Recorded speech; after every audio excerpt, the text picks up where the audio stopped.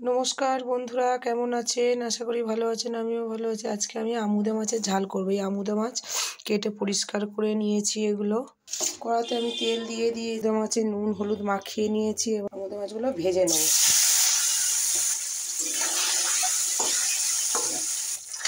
মাছগুলো এবারে উল্টে দেবো।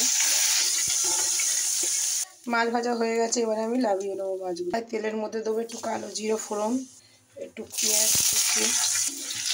পেঁয়াজগুলো একটু ভালো করে ভেজে নেবো। ওটা আমি একটু আলু দেবো।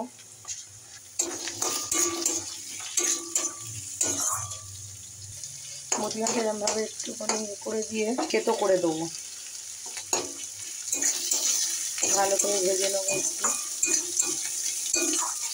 দেবো একটু টমেটো কুচি আর একটু লঙ্কা। দেবো একটু হলুদের গুঁড়ো, জিরের গুঁড়ো, ধনের গুঁড়ো, লঙ্কার গুঁড়ো, একটু সামান্য জল দেবো। মশলাটা ভালো করে কষিয়ে নেবো।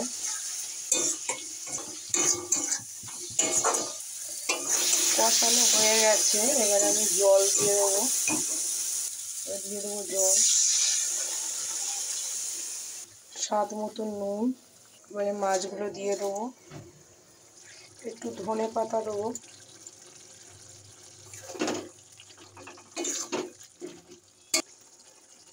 এবারে আমি নামিয়ে নেবো। হয়ে গেছে আমুদা মাছের ঝাল।